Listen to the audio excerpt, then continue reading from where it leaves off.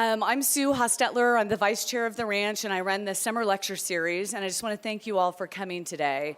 It's been an amazing summer of programming. Today's talk is part of the ranch's ongoing series of conversations with artists, reflecting the ranch's commitment to being a destination not only for art making, but also for discourse from across unique perspectives. As always, the opinions expressed are those of the participating individuals, and we welcome you to join the conversation. On behalf of the ranch, I would like to thank everyone, all of you for coming, all of you on the National Council, and maybe most Toby Lewis, who is our presenting sponsor.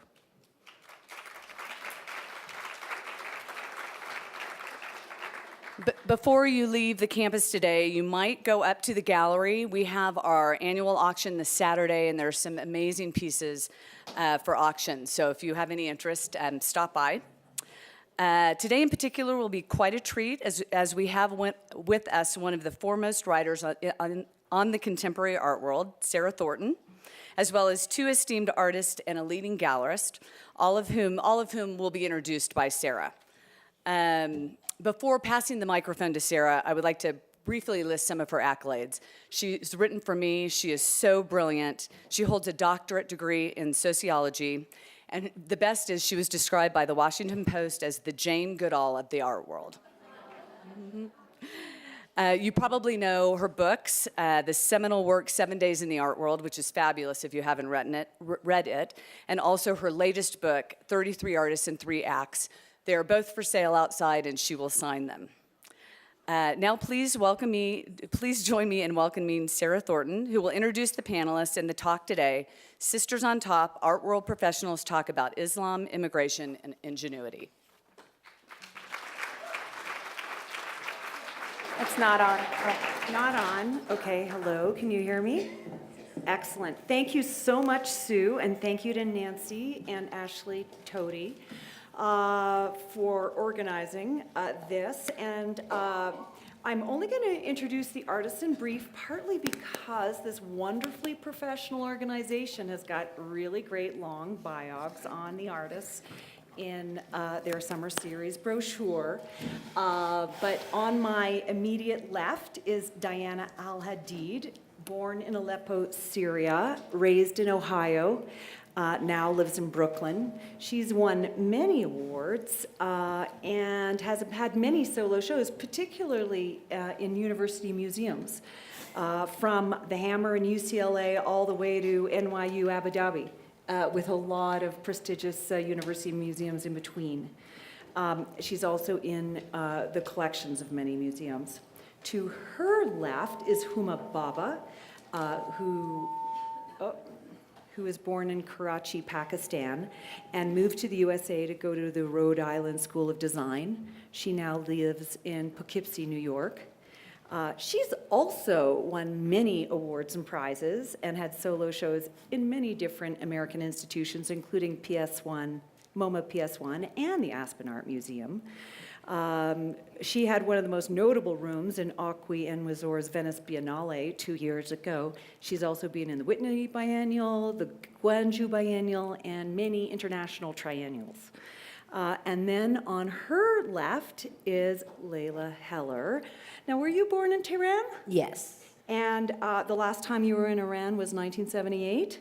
1978. All right, when the Shah was ousted from power. The most important thing to know about Leila is she has a terrific gallery in New York. And since 2005, she's also had the largest commercial gallery in 2015. 2015, she's had the largest gallery in the United Arab Emirates, the largest commercial gallery. She went to Brown University, the Sotheby's Institute, and George Washington University. She's worked at the Hirshhorn and the Guggenheim before she opened her gallery in 1982. So for more information, please consult the brochure or the web.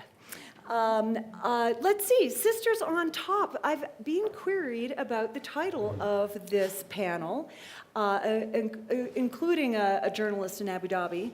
And the reason, there is no innuendo whatsoever in that title. It is simply that we're on top of a mountain. We're at very high altitude, and that is why it's called Sisters on Top. Now, Love it. Now, it may be hard for us to consider, but not everyone believes in contemporary art. And for those of us that do, the belief system can be a religion of sorts. It's a way of thinking, a source of values, a source of community, one that punctuates art world participants' annual calendar, where different religious groups might have Christmas, Yom Kippur, or Ramadan. So art worlders have Basel, the Dubai Art Fair, the Whitney, the Venice biennial, Sharjah biennial. And of course, this week, it's the first week of August, so I must be in Aspen. I interviewed a couple of Iranian artists a few years ago called Ramin and Rokhni Harazadeh. And they told me that the general perception of contemporary artists in Iran is that they are insane or atheists or insane atheists. Among Islamic fundamentalist regimes, it is considered better to repeat the wisdom of the past than to display originality, or that's at least what the Harazadehs told me. And as they put it, creation is for God. Now, obviously, there are many different nuances between different nations with predominantly Muslim populations, but to the panelists, and jump in as you see fit, what springs to mind about the similarities and differences between Islam and contemporary art ideology? Huma, what do you think? I don't know how to answer that. I mean, in the way that you would expect me to. All I can do is respond to what you have, quoted those two other artists mentioning. Yeah. I tend to look at it from a different point of view. Basically, if you take, for example, the films of Abbas Kiarostami, who was an amazing film director, who made films in a period when there were many restrictions. From which as to what nation? From where was he? He's Iranian. Yep, okay. And he worked within the confines and restrictions that the government imposed, and yet he produced amazing results. So I think that that's kind of, for me, I don't want to think that way, what you quoted before, because I think it's the job of the artist then to figure out how can I go around this. And this is not the first time. I mean, all through history, there have been people that have commissioned, and then if the artist goes against that, they don't like it, so then you have to make changes. So, I mean, that's what I would say. And also, I don't like to use religion because I'm not particularly religious. I mean, I'm not religious, but I don't like to, talk about it in that way. I stay away from it, frankly. It's not something that I'm interested in including in my work. So I think, each person, you have to respect other people's beliefs. Of course. So. Diana, did you have any thoughts about the relationship? Yeah. Well, full disclosure, I likewise don't consider myself, I'm not a practicing religious person. I was raised Muslim, so of course I know all about it. As much as the average Muslim, I think. I know how to pray, I know about fasting, I know the pillars. I can, recite Quran, but I'm not, I'm probably like, you say Christmas Christians, I might be like one notch below that even, where like I'm not even like doing occasional Ramadan or anything, or Eids. So in full disclosure, I found that, and again, I'm happy to respect everyone's religious beliefs, and I'm considered Muslim when I go to a Muslim country because my family's Muslim, right? So the same way that if you're born to a Jewish mother, you're Jewish, right? So and I respect the traditions and the cultures, but I personally don't practice any religion. So as full disclosure, but I think because of how I grew up in sort of I grew up in Ohio, as you mentioned, but with a real sense of difference between like my American culture and my Muslim Arabic household, which was quite a bubble. So I'm sure, I'm confident that a lot of my curiosities stem from that very old conflict. But I found them incompatible if I can't, because in a lot of ways, I think you have to feel like you cannot censor yourself if you want to be an artist, a certain kind of artist at least. But people who live in Islamic countries certainly have to find ways to work around that system.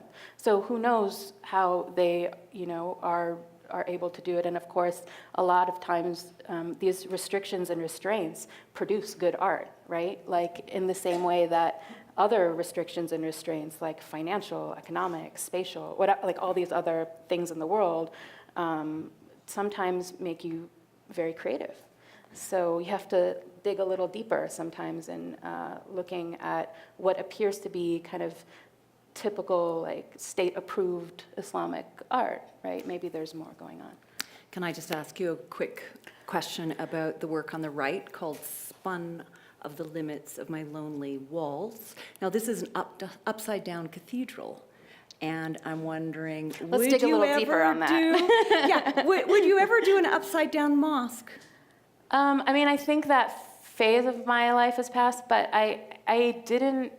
See, this is the thing that, okay, so remember that every work that an artist makes is part of a bigger arc, right? So this work is piggybacking off of a few years of interest in caves and natural landscapes and interior spaces. I grew up in the suburbs of Ohio where malls were rampant, and these big interiors were like kind of religious spaces in a sense. So I did like my traditional backpacking trip around Europe, and in visiting a lot of these cathedrals, they were new to me, and I was looking at them as an artist, so as an insider, and as an outsider, because I never went to a church service. But I was taken by the religiosity, despite my lack of belief.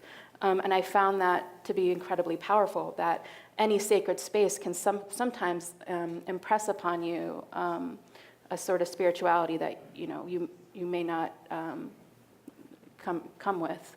So I don't think that I would make a upside down cathedral or a upside down mosque at the time, because I don't know, it feels too heavy for me, maybe. It feels too personal, and I like a little bit of distance. It's funny, one of my first lectures I gave, someone asked me if that was very offensive, like if I found it, how I felt about the offensiveness. And it's weird because I don't find a lot of my work that offensive. I don't have a lot of people who are like upset when they see my work. I don't know, maybe.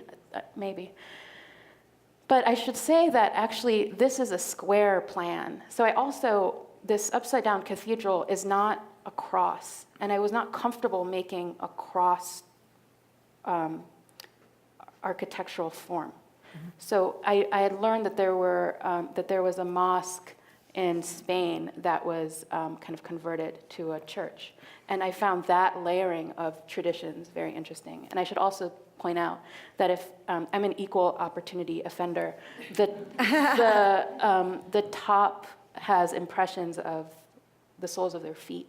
So to me, that felt more cringy and more like almost offensive, because it's such a, as you know, like an insulting thing to show the soles of your feet, or to throw your shoe at a president, if you remember that. So for me, that was the more difficult thing. And I was really more thinking about this as an object that was having a kind of, that was sort of at war with the sacred space below the ground.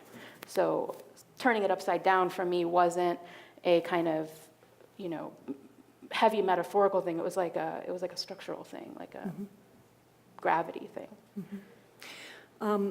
Well, Leila, I mean, Islamic art is known for its strong history of geometric, floral, and calligraphic abstraction. And, while Christian art is full of iconic figures like Jesus and Mary, the Muslim tradition is iconoclastic, which means that you're forbidden to depict figures from the Quran, and the Bible for that matter. But this is also interpreted in many Muslim cultures as a rule against depicting the body entirely. Now, clearly, this is not something Shirin Neshat or many of the artists you represent do. The body actually figures very, in quite a pronounced way in many of your women artists. And I just wondered if you could talk a little bit about how any individual one of your artists resolves or thinks about this problem. Well, since you've asked me to talk about Iranian artists in the diaspora and in Iran, I want to just start to say that the Iran that I was born in was totally not Islamic. I mean, I went to a Jewish kindergarten, I went to a Christian Orthodox Armenian elementary school, and I went to a Catholic high school. So, and all my friends, none of us knew if anybody practiced anything. I remember in 1967, my best friend who went to kindergarten and elementary school and high school with me, her parents said, okay, you guys are becoming very spoiled. We're sending you to a kibbutz. My parents said, okay, they're going to a kibbutz. It was 1967, so the war broke out. We never went. We were very happy. I mean, because they told us it's very hard labor. So, and we wanted to go to the discotheques and whatever. I mean, Tehran was wild. The best discos, I mean, who cared about the discotheques in Paris or London or south of France or anywhere? It was a very different life. And the Shah kept more and more trying to bring us back to our Zoroastrian roots. If anything, growing up, we really practiced all our Zoroastrian traditions, the Persian New Year, our Halloween, which is a different kind, but it was burning the bushes and things like that. And nobody was aware of religion as such. Yes, there was Ramadan and the schools closed and some people, fasted, others didn't, but there was at least in the crowd I grew up with. My father also was Russian, who left Russia after the Bolsheviks, 10 years after, came to Iran, spoke Russian and Turkish. My mom was from Azerbaijan, Turkish Persian. So Islam did not factor in my upbringing, and so that's why I'm talking about that, because of Shirin Neshat or Mitra Tabrizian or others.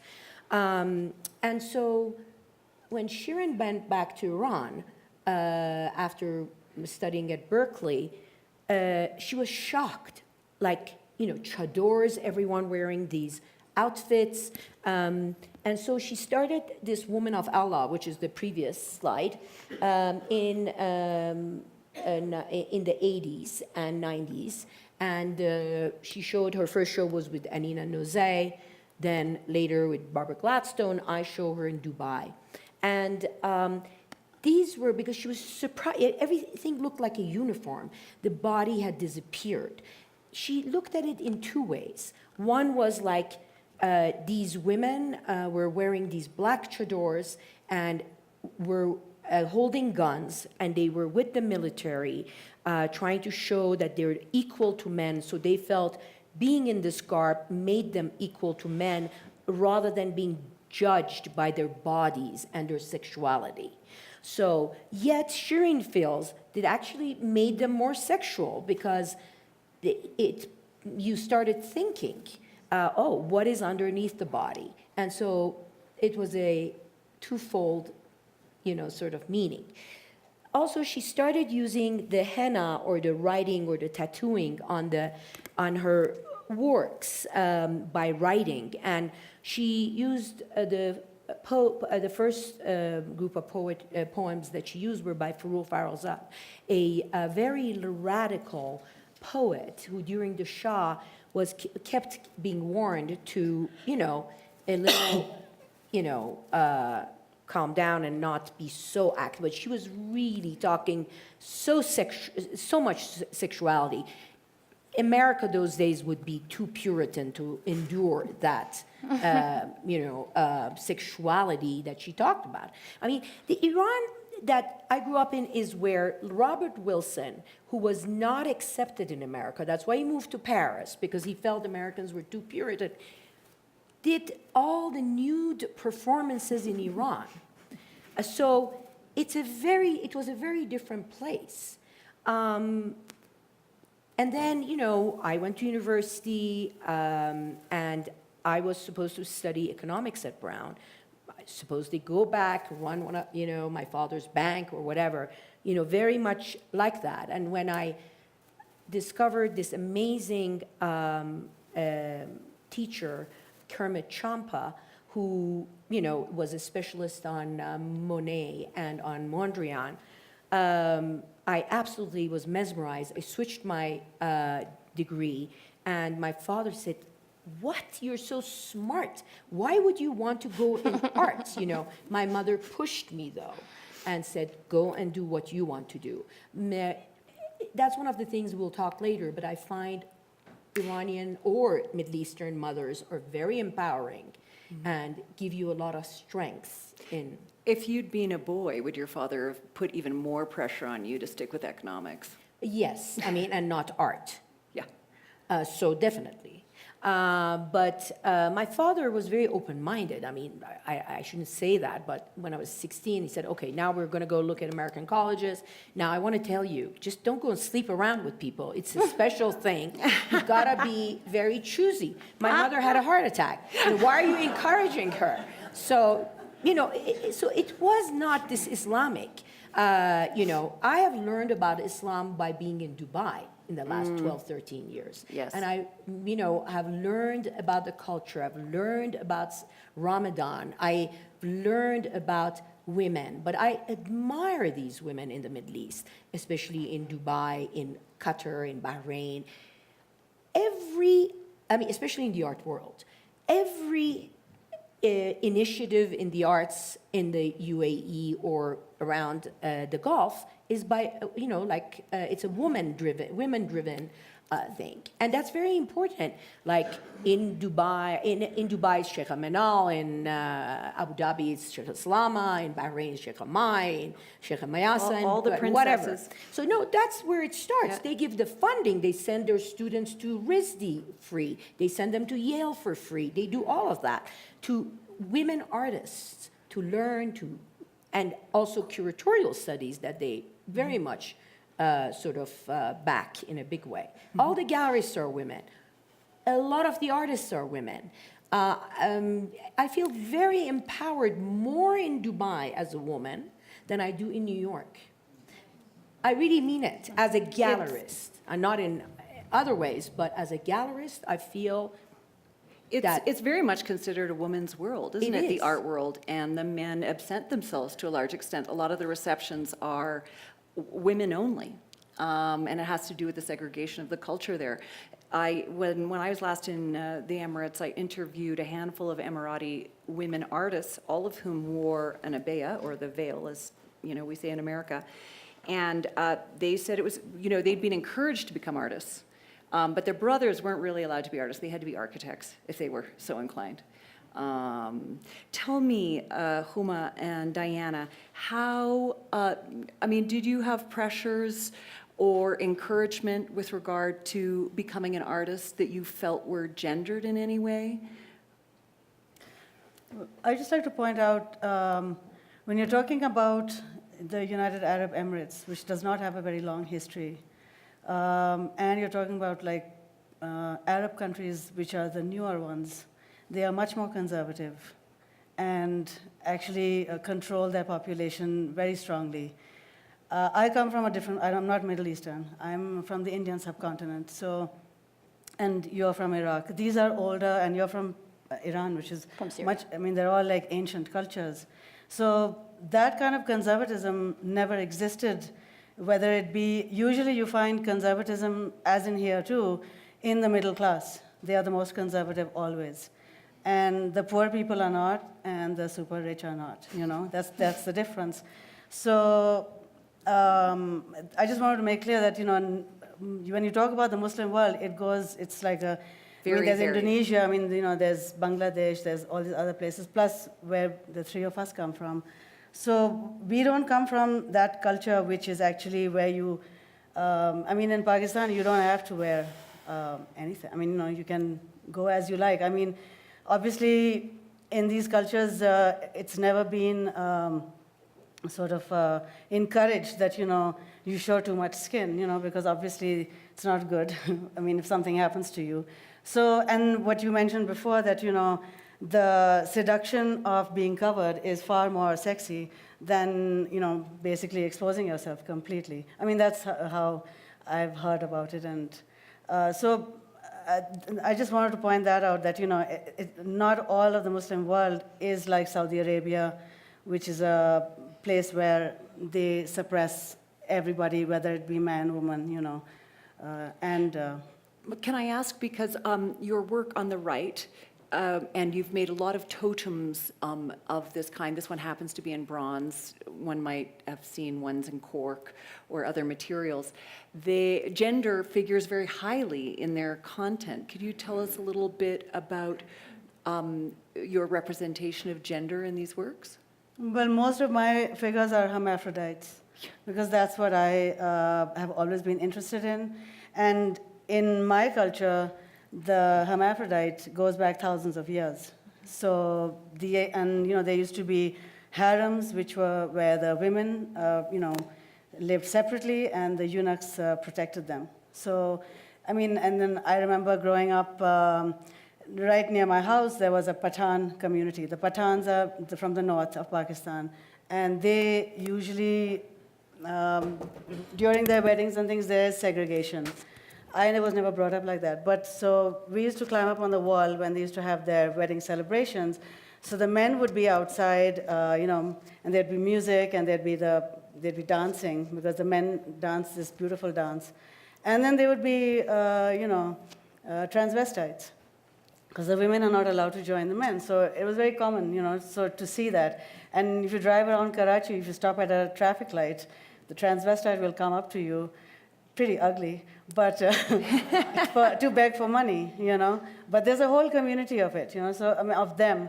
So it's something that I grew up with, So, and also in terms of art history, I've always been interested in, those kind of, these things evolve as you're working, So I'm not thinking about them in terms of like, well, this is what these are things that I just want to do. These are things that I'm attracted to. Or if you go back in history, and my interest in, like when you mentioned earlier that, in Islam, especially in the Arab countries, the newer Arab countries, because their culture doesn't go back that far. For me, I look back at the culture, at my culture, not at the religion, And the cultures go back thousands of years, And you can see art forms, whether it be in sculpture or wall, cave painting or stuff like that. These things have existed much longer, and that's what I'm more interested in. So. Diana, do you see your forms as at all gendered? One could say many of them have a very masculine sense of scale, but perhaps a more feminine sense of fragility, if that's not too stereotypical. I don't know. Do you see them? Do you have associations? I don't consciously think about that when I'm making something. I don't really consciously think about, it's kind of like heavy metaphors when I'm building. Mm-hmm. I'm really thinking much more, maybe intimate. I don't know if it's more intimately or more broadly, just about form and the nuts and bolts and the weight of a material and these other concerns. I'm not really thinking of message first, mm-hmm. But surely these things eke out by the end. So when I was actually this was a strange, but I think very pivotal piece for me, the one on the left, because I was asked to make an addition work by graphic studio in Tampa, and they wanted a little something on a table, and I was like, I don't make stuff on tables, so I'm a little bigger.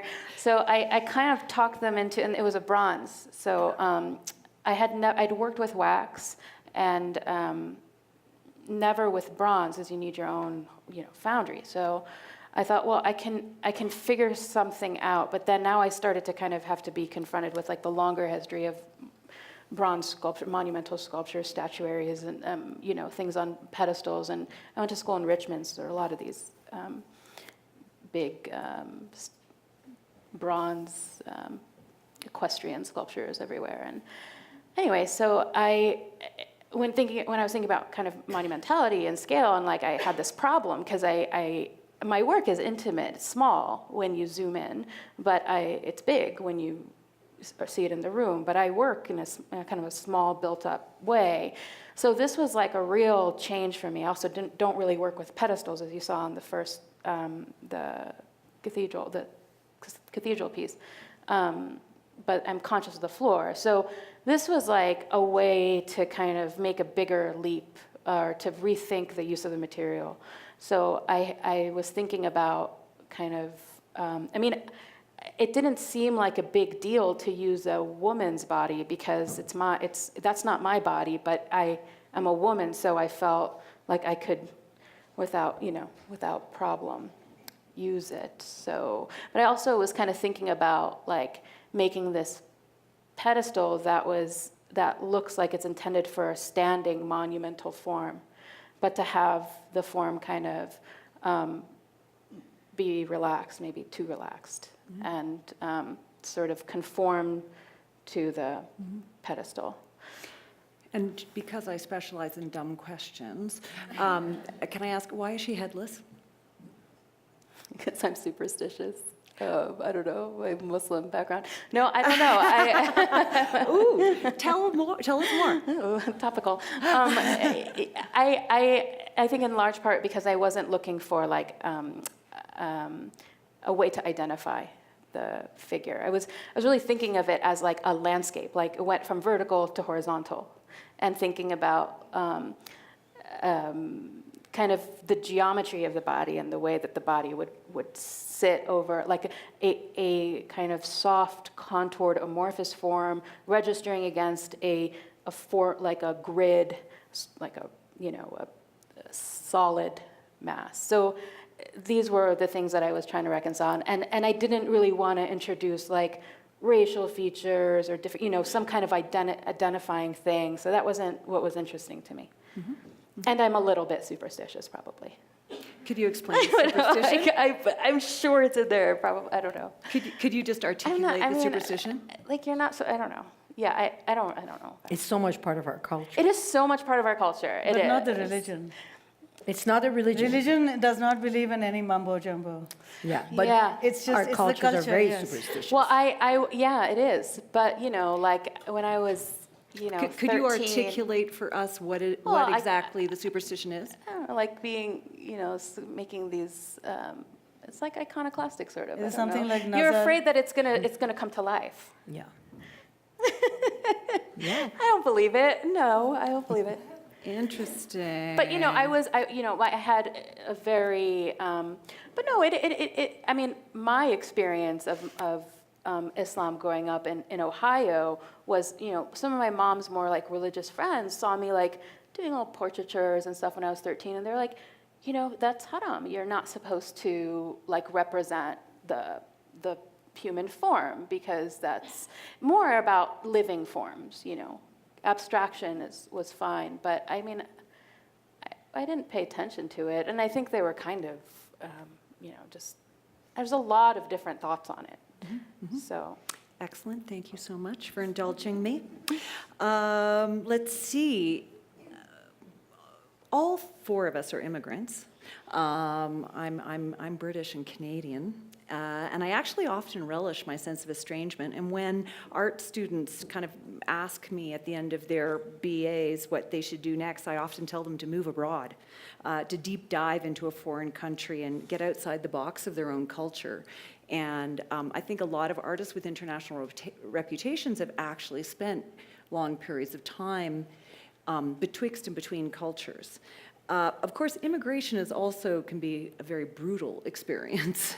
And I'm just wondering, how has immigration or being a foreigner or coming from a family that's so different from your friends at high school, affected your sense of self and your work over the years? Me? Yeah.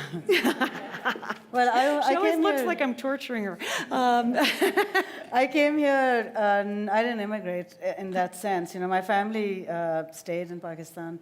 I came to study, and it was more the idea of learning, and my father was born in South Africa, so he also left South Africa at a young age, and then and it took us traveling from a young age. So the idea of going somewhere else and, to broaden yourself was very much instilled in me and my brother. And when I was young, I was told that, the Prophet said that if you have to go to China to educate yourself and to broaden your horizons, and China was considered very far away. I think you have to plug that back in, perhaps. Oh, the battery came out. Can we have some assistance up here? Here. Thanks. So, Because we're recording, we might as well. Have you got that? can you hear me now? Yes. I don't think it's on. Try again. Sorry Try about that. again. Hello?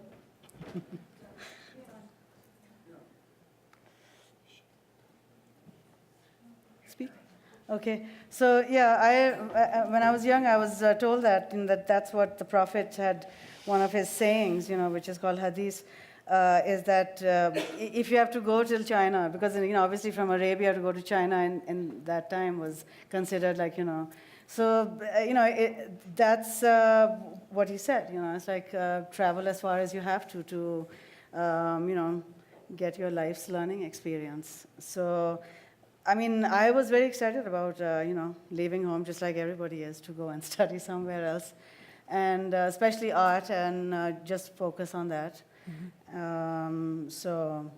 It's interesting because when I first saw your work, I assumed you were an artist of African descent, and especially with the totemic figures. And I only just learned that your father was from South Africa. Yes, but he was Indian. He was Indian. Yeah. I wonder, actually my theory, I developed it yesterday as I was falling asleep, which is, African Americanness is kind of like has been historically in America like the ultimate other. And perhaps only recently have Muslims been positioned as a kind of ultimate other within American culture.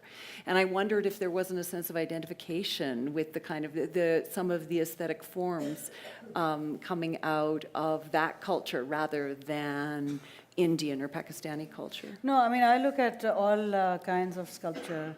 So I don't have any sort of favorites. In every ancient form of sculpture, there's something that I can take from there.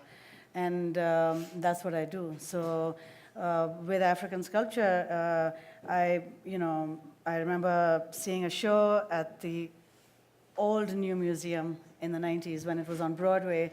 There was an amazing show, and that was the first time I had, face-to-face saw, all those power figures, and in real life seeing so many. I was blown away by them, and then What was it the show? keeps. Do you remember the show name? I don't Oh, remember the okay. name of I the was show, just curious. but one can look at. But Yeah. this was before the new museum moved to the Bowery. So, and because I'm interested in figuration, and always trying to explore new materials, and so I look at everything, and there's no hierarchies. So, and it's purely because of like, what can I get from anything, something that I'm, that I can include to my language. That's what that's my sort of goal, So it's not because I'm trying to stay away from one thing and sort of moving to the other it's purely because I want to be as good as I can be, So I have to have a lot of knowledge. Leila, let's see, you represent, now, help me with my pronunciation, Ghada Amr, Qara Amr in Dubai, yes. and she is an Egyptian artist. Yes. I'm wondering if you have any thoughts about the output of artists who stay in their homeland versus the output of those in the diaspora. And one thing you mentioned to me was a certain kind of conflict between artists who stay in their homelands and those that move abroad in terms of a kind of battle of authenticity. Well, Qada, when she moved from Cairo to Nice, she felt a lot of prejudice as a artist, as a woman. So a lot of her work is about that suffering that ended up, affecting her as a human being and as a woman.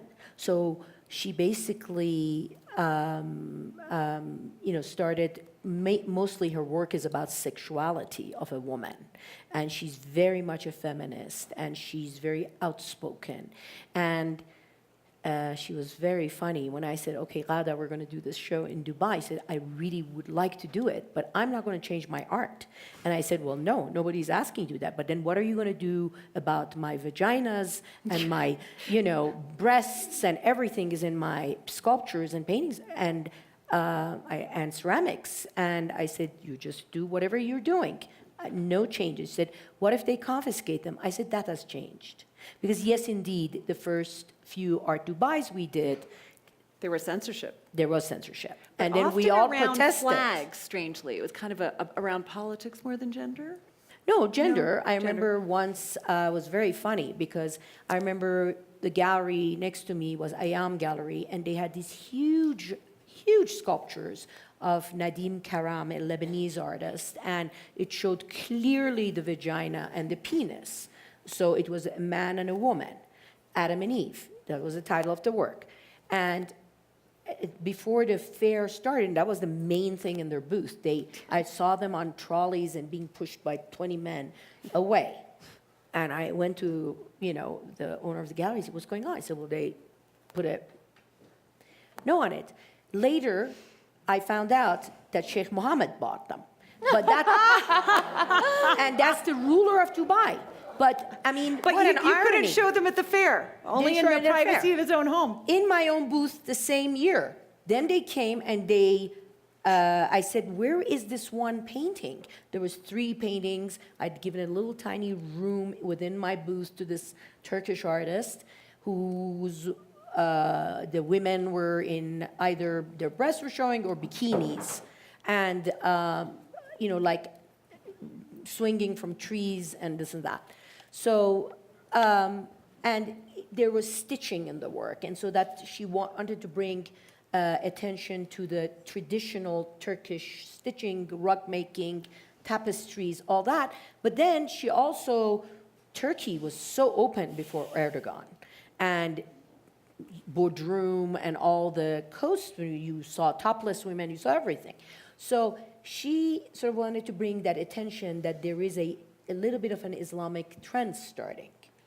And so they confiscated they censored one of my paintings and they didn't bring it to my booth. I showed the other 2. And Sheikh Zayed, who you've met, young, the young one who went to St. Andrews and is very young, he came to my booth and said, where is that painting? I saw it in the catalog, and I want that. And he bought it without seeing the actual painting. So things have changed since then. And in a gallery, you can do what you want. And even those days, I remember Isabel van der Neyde called me one day. She represents the Harizadeh brothers who you interviewed, and said, you need to send me every catalog I've sent you because they burned my catalogs.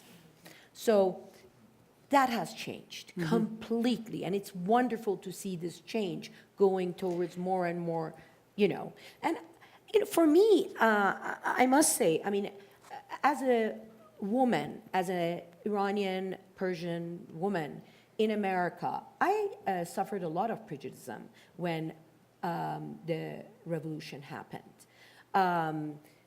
I, first of all, was in the last year of my graduate school, and I had come to New York and was having dinner with Maurice Tuckman, who at the time was a LACMA curator, Noguchi and Arbi Kitai in Nicola's. And Nice dinner. somebody from the bar came to the restaurant and said, Khomeini has landed in Iran. So, and I remember and then I had no passport. I didn't see my parents for almost 3 years. Money became an issue. Everything was frozen. And my parents, thank God, my father had a heart attack, not that thank God, but he was in a hospital in Geneva. So thank God they didn't have to be killed not my mother, but my father, like many other people who were part of the industry, banking and all that, because everybody of that position, whether you're related to the royal family or not, was called a spy. Why? Because a successful business in Iran needed investors from, like my father had this bank, Irano-British Bank. Our partner was the Standard Chartered Bank of England. So that meant, we're funneling money out, so let's confiscate everything they have and close everything they have. And, but all passports were, to this day, I don't have an Iranian passport, I have an American passport, but if you have to go to Iran as an ex-Iranian, you need to have an Iranian passport, Islamic with a chador, So, and I refuse to do that. So anyhow, there was a lot of prejudice, because then the hostages happened. It was horrible. I mean, I remember once I was in a taxi in Washington. On the highway, the taxi driver threw me out. So I don't want you to be in my car. And, so I went through a lot. I mean, I was lucky because I had taken a graduate school course at Brown on Mondrian, and Lisa Dennison is in my class. And she had just joined Diane Waldman, who was the curator at the Guggenheim, as her assistant. And I went and worked with them. For 2.5 years, I stayed at the Guggenheim. The Lawson Johnstons, who, part of the Guggenheim family, they really took me in as a, homeless person. not, sort of not homeless, but in a sense, they became my family. So I felt a lot of prejudice then. And then now I feel it again. It's very bizarre. I even changed the name of an artist who I represented, YZ Kami. His name was Kamran Yousefzadeh. It was during the hostages. How can you have a name like Kamran Yousefzadeh? We're not going to sell anything.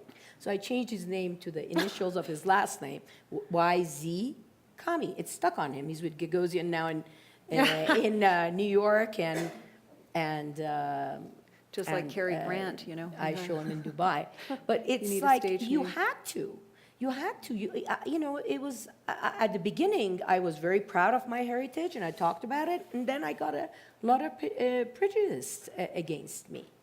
It changed slowly, And do you feel like just skipping forward to the present day and the discourse of the White House and our general political climate around the Muslim ban and things like that, that it's affected the careers of your artist or your sales or? Big time. I mean, right now, I used to have several artists sold out always. Now, literally, I was talking to Sue about it. People walk in. There's a lot of prejudice against Middle Eastern artists. I thank God, show also a lot of Western artists, but there's a tremendous prejudice, and people are not buying those artists. And thank God one sort of, and on those days, it didn't sell either. There was prejudice against, the hostages or whatever else. Then it changed. I showed Munir Farmayan in 74. Didn't sell one work. She now is with Third Line, and she has a Guggenheim show, and sold out artists the whole time. That has changed for artists. Mm-hmm. So that's great. And I did a show that really put my gallery on the map in '84. What had happened, I showed Morning Farm in 84 as well, not 74. I was in college then. So Jeffrey Deitch had sold his apartment in Mott Street, and sort of I didn't live in my gallery, but I had a room there because it was sort of like one of those spaces that you had to also live in. So I kept a room there with clothes in it and stuff. And he came for 6 months until he moved to his new place and lived behind my gallery. He discovered all these calligraphy artists of the Middle East. So we did a show together, and he was beginning to work with graffiti artists. So we did a show called Cali Graffiti, 120 artists. He brought in 60 graffiti artists. I brought in all the calligraphy artists from the Middle East, who now are some big names, and Zawuki, and Twombly, and Toby, and Torres Garcia, and Masson, and Michaud, Mathieu, all these artists. And it was a really cool show. And we did a party at Area for 3,000 people. That changed my life. We're going to open up to questions in a moment, but just final questions for Diana and Huma.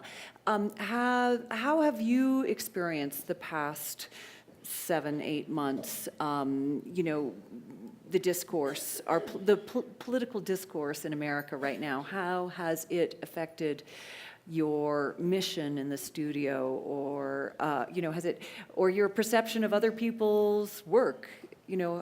It's kind of hard to escape. You go. I'm going to offend a few people here. I mean, my experience is with like kind of constant sense of bile in my mouth. Like it's disgusting. I'm horrified by the Trump administration, as most people I think are in the art world. I don't know, maybe not, but I'm obviously I just think he's. Let's just okay. So You're amongst friends. I'm not a fan. Yeah. It makes me sick. Has it affected me directly if I boil it down? No, I don't think so. Like, not on a like I still making a living. Like, luckily, I'm still. I don't know. Like, I haven't been. I wasn't traveling during the Muslim ban, so nothing happened to me. But certainly, like the Syrian refugee community in Ohio, I hear stories, and my mom and her friends are constantly collecting clothes and donations to help them settle. And but me, no. Like I'm I live in New York, and I'm still. I don't know that it's going to affect me until maybe a few years. I don't know. Like, who knows the impact? Like, psychologically, that's a different story. Like, it's upsetting to, hear every day there's some new kind of prejudice or something going on that's totally irrational. And I guess, how has it changed my work? Like, I've always kind of been negotiating this sort of difficult place where, I first identify as an artist, I think as most artists do, before I identify as a woman, a Syrian, or an Arab, before I think about all these other things, I'm an artist. That's my community, globally. That's who I can go anywhere and I find artists and we relate, and that's fine. But it's a little tricky because, so growing up in Ohio, I pass. Like, no one knows I'm an Arab, really. I don't wear hijab. I'm not. No one knows I grew up as a Muslim. So I hear things, but and that's kind of, I get to actually be a spy. So I can hear what people say when they don't know that I'm an other. But I grew up with this, a very different experience in my home. So I know both worlds. I can blend in to the average American, middle America community, and I go back to Ohio, and I have friends that are Trump supporters, and I love them dearly, and it's hard, but, because if we kind of pull back and look at the abstract, we have a lot of conflicting ideas. But the Ohio way is just to relate one-to-one and have a nice day and show your love, and they're good people. You know, I mean, they really are. Like, I grew up with like wonderful, wonderful middle American people who are, I don't know, it's so complicated. You really can't boil it all down. Like, I'm not, to kind of make these broad stereotypes, like I have Republican friends and family, and I don't have issues with Republicans. Like, I mean, I don't agree with, I'm a Democrat, I don't agree with their positions, but I'm not, this is going off topic. There's quite a big difference between Republicans Trump. and Donald Trump. So that's my Very point. different. Huge. Yeah, I'm a Republican. Huge difference, yeah. And I get along with, I mean, Republicans all over the world. I have no issue. I mean, ideologically, I have differences, like I said. So I'm an open Democrat. But Trump is a different thing. Totally different beast. And that's where I get upset. Like, that's a whole other thing. So for me, I've always been like, okay, how much do people need to know about my biography? And how much do they just need to like, because every time I make something, of course, people are, who is this person? Oh, she has an Arabic last name, and she's a woman, like, and she's young, or whatever. Like, all these things come to mind about who I am, and that's natural and that's normal, and I actually appreciate it. I think it's fine, but no matter what I make, I think that comes up. Huma. Well, I'll say that the stupidity and incompetence of Trump is extremely shocking and disappointing, obviously, because one would think that, we're supposed to move forward. But at the same time, I also think that, things don't happen in 7 months. There's obviously, in my mind, I think, like even when the demonization of Islam as a violent religion of fanatical people, it all started, I think, from after the first Gulf War, which was considered okay, but for me, that was just the beginning of, I didn't expect that we'd be in a 16-year war now, still ongoing, but at that time in 92, I remember I was working for this artist, Meyer Weissman, and in New York, and the troops came back, and there was all this cheering and yellow ribbons, and they were walking down the streets. I could see them from the window, and there was dread, that this is just the beginning. Even though I had no idea what was actually how it was gonna play out, but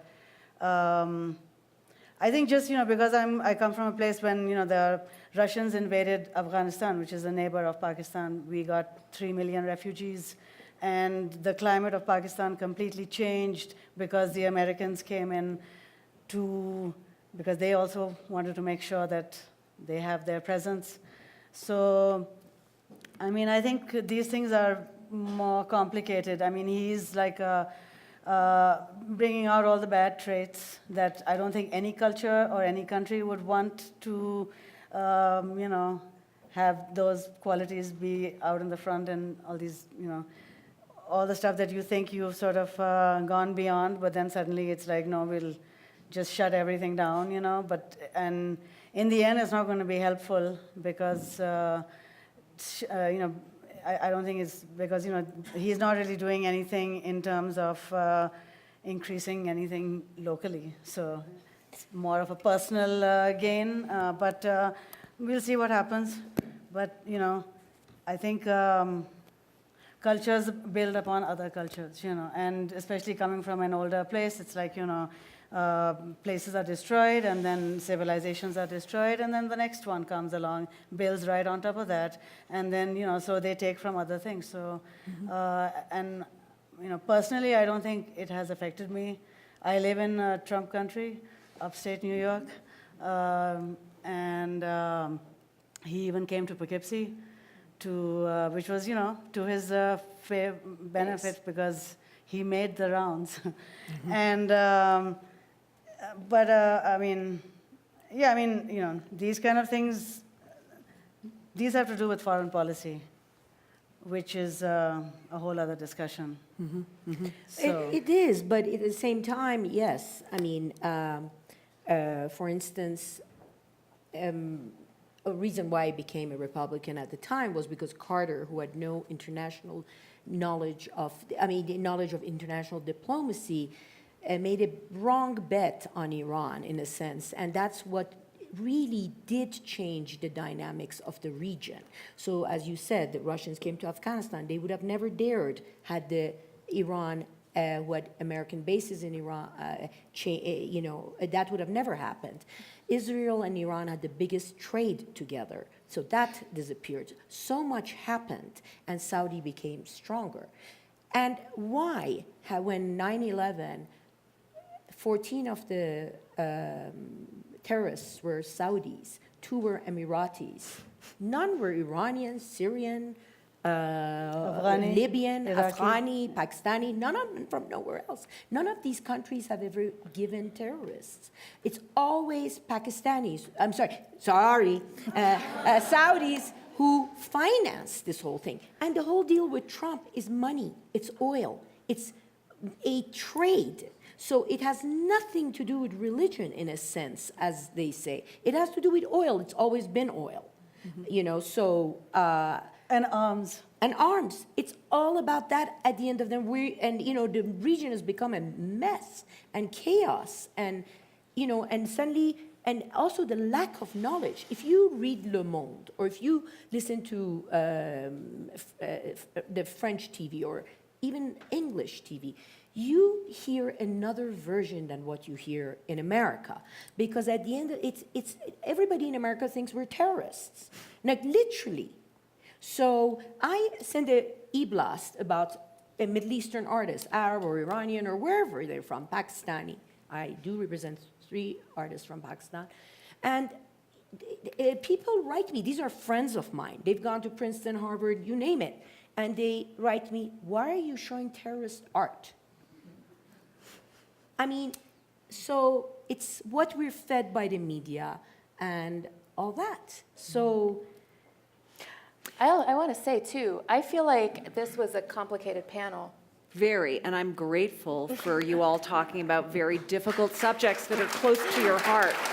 And I do want to open it up to the audience, okay?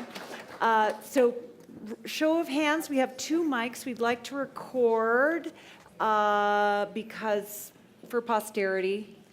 And come on, I know someone's got a comment or a question.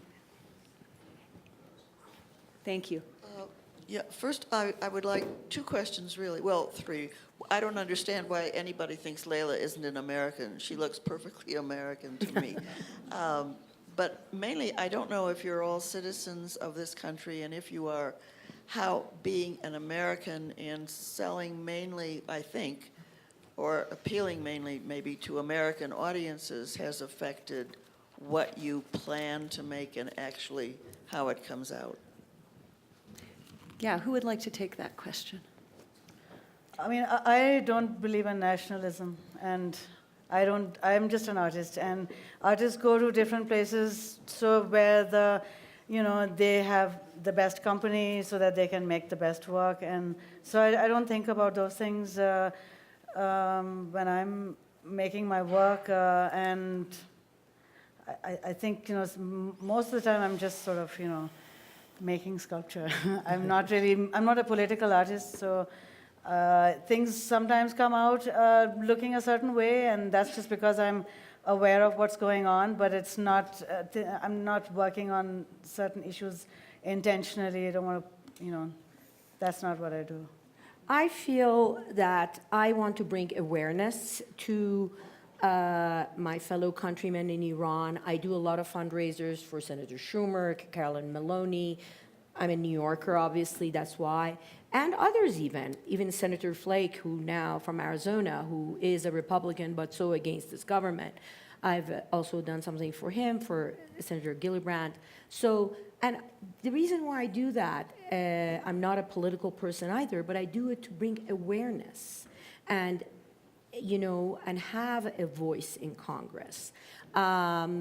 I also show very, very political artists, hence why I'm scared to go back to Iran. And the ones who are in the diaspora, I empower them, and a lot of my artists are very much against the current Iranian regime. And I also show, the Harizadeh brothers, for instance, that you mentioned. When they lived in Iran, all their work was in metaphors and symbolism.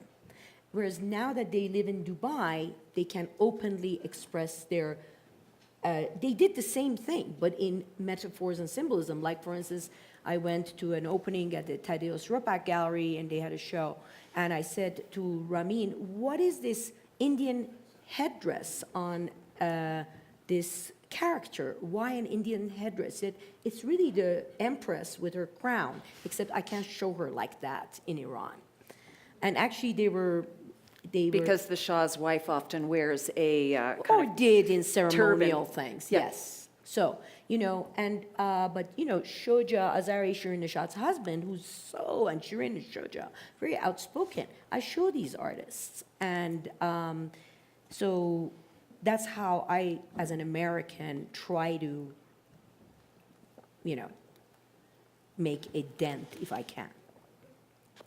I'd like to interrupt for a moment just to say, please put up your hand and we'll pass you a mic, and then when there's an opening, you can speak, and we'll speed things along that way. So if anyone would like to ask a question before, okay, so let's take a mic down there while Diana fields that question. Did you have a response to? I'm an American. I mean, you have, there is a lot of support in America for your work. Do you feel like it comes from diaspora Arabs who are particularly, who are Arab Americans, let's say? I don't know. I mean, do you have a sense of where it comes from? I think it's a pretty big mix. I have a lot of European collectors, and I think now a lot of Middle Eastern collectors as well, and a lot of American. I don't know that that's super. Maybe my gallerist would know, Maybe but I don't know if Jeannie it's can- super important to. Sorry, Marianne. Yeah, Sorry. I don't know if it's super important to my collectors to know that I'm Syrian or if it matters. I think it breaks down into two, there's groups that. Sorry, Marianne Boski, Diana's I would dealer. say that there are people that are not consciously looking for that as a background to inform the work. They just are attracted to it from a formal and aesthetic reason. But having also done the fair in Dubai and spent some time in the Middle East showing your work, there's very much a support group out there of collectors and institutions and curators who want to get behind Middle Eastern artists and make sure that their work is being seen. So it can go either way. I think, for Diana, your work it has elements in architecture and abstraction. Rarely, once in a while, there's also figuration. So it really is different people are attracted to different aspects of the work for different reasons. Question right at the back. Yeah, I know a lot of you come from cultures that have a long history, and my husband's Bosnian, and so when and I'm from Indiana, so I'm trying to explain to my family and friends about what happened in Yugoslavia, and I find, I just wanted to ask your advice or opinion, what kind of forums do you use to talk about history? Because I know you spoke about, the history of Iran, and I feel like a lot of times when you come from another culture that you have to pause and be like, well, this is what really happened. For in Yugoslavia, I have to, in Sarajevo, I have to explain it's a cosmopolitan city, and it's not, people, we have a perception in the US as people being primitive who come from a conflict country. Or I have Palestinian female friends who are very cosmopolitan that never get any media attention, and it's always painted as primitive. But then how do you choose art as your forum? Do you I was choose gonna say, articles? Yeah, I have two forums that I use to discuss history, I guess you said. One's my work, and the other is myself, I guess. And that was kind of what I was about to say. This is a complicated panel because I don't tend to gravitate towards things that discuss my biography. It's not terribly interesting to me. But when I say myself as a form, I think it's useful for people to see what a Arab woman looks like, because they look like me. I'm one of many kinds of Arab women. So for that reason, I think just sitting here is maybe useful for this audience or whoever might watch this in the future. You can just educate them to just tell them to read a book. I don't know. Like there's so much information out there. It's like like kind of on them if they don't I don't know. I mean, I don't realize the depth and the complexities of different cultures. Like I think that's the most painful thing. Like for me about the Trump administration is the flattening of identities around the world. And Muslims are 25% of the world population. And there are Muslims in China, and there are Muslims in Iran, there are Muslims in America, there are Muslims in South America, and they're everywhere. And they look different, and they have different cultures and different histories, and they look like you and me, and some of them don't. And some of them wear all black abayas, and some of them walk around, practicing and very, my mom looks a lot like me, and she's a Muslim. She follows her faith. But she looks like your average, middle American Ohio flower shop owner. That's the beauty of America. It's the We're beauty all of the immigrants. world. The Yeah. world is complicated. Yes, it's true. It's true. Well, I think the best way to, you should take your family to Bosnia, No, because my husband is American, and he came, it's been, when you were 25, I took you there. You'd never been to that part of the world. It was a shock, but it was a good shock, I mean, you understand things only when you experience them. Or when you meet someone. Yeah. So But I if they mean, can't travel to Bosnia, they can meet a Bosnian. Well, you have to try, Yeah. But So this that's- only happens in America, and that's the beauty of it. My Yeah. husband is Jewish American. His mother's family's, all perished in Auschwitz. I mean, it's great that we can be in this country and be together. Yeah. For sure. Other questions?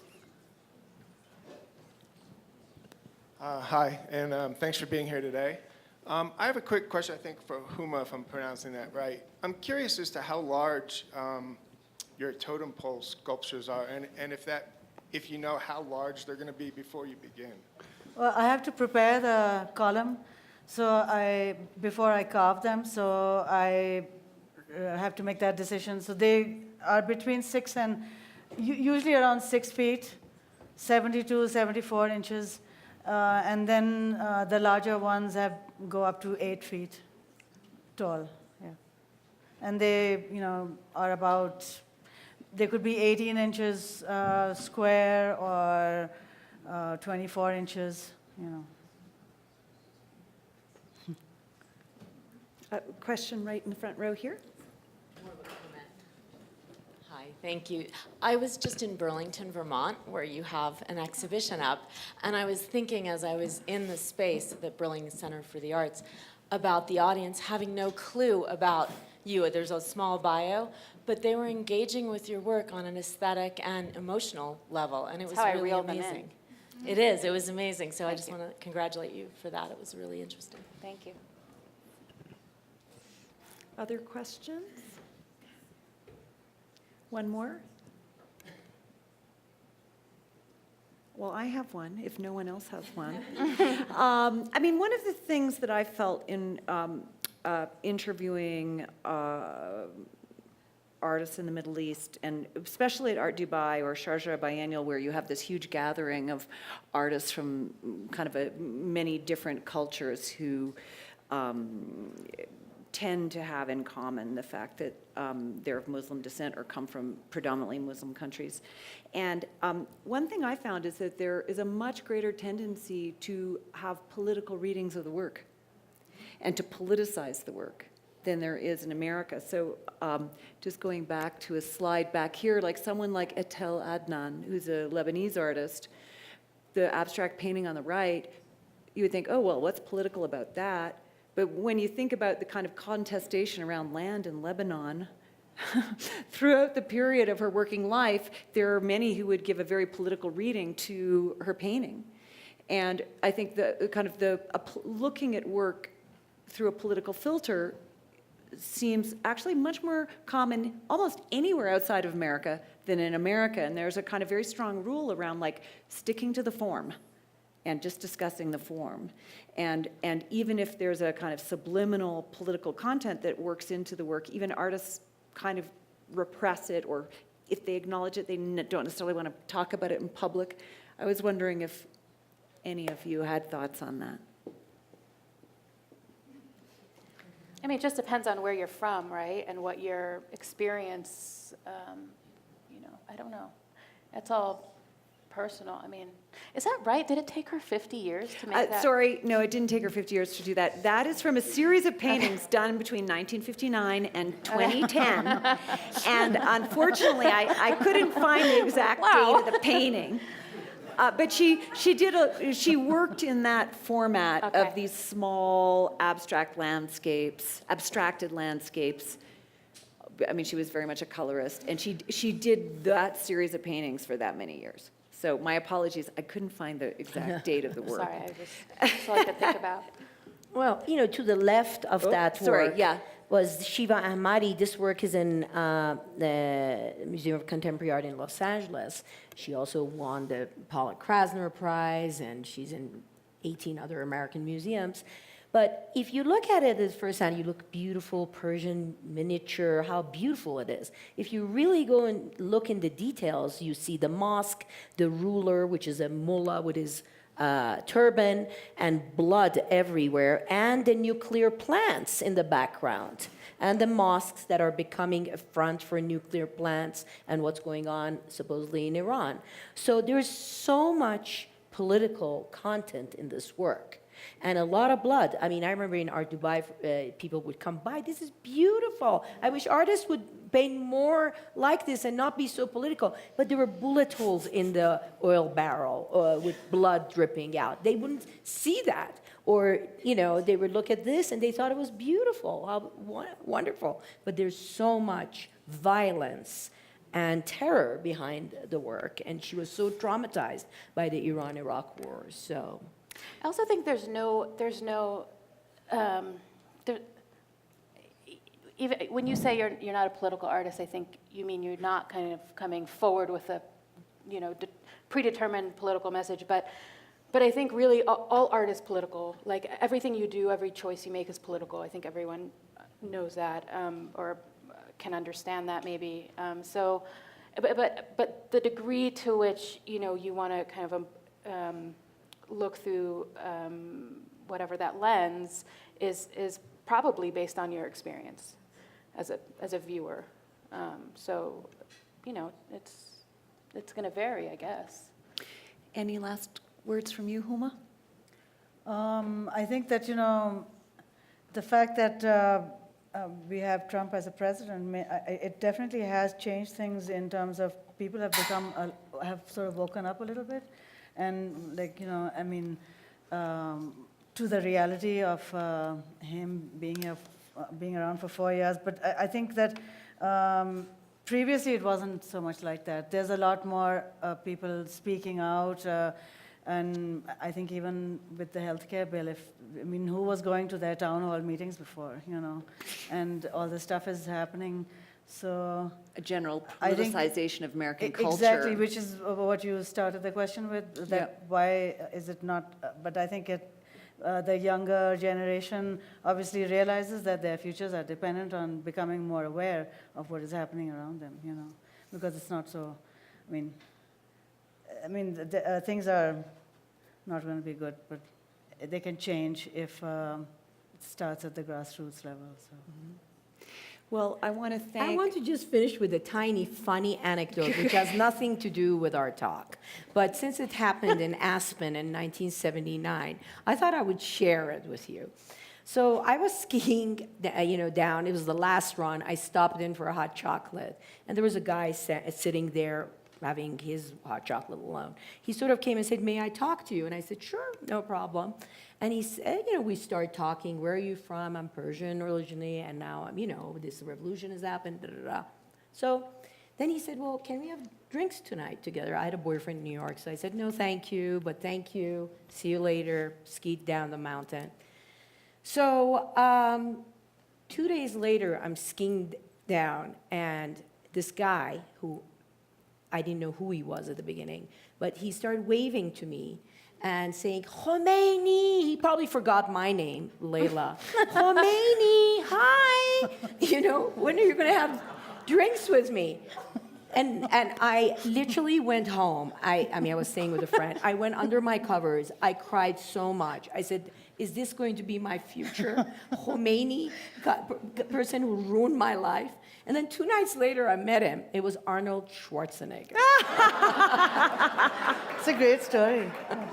He wasn't married. I wasn't married. So Wow. anyhow, to end our talk, I thought I should share this That's anecdote. hysterical. It was one of his best Only one-liners. in Snowmass and Aspen. Thank you so much to Anderson Ranch for hosting such an interesting and difficult conversation. Thank you.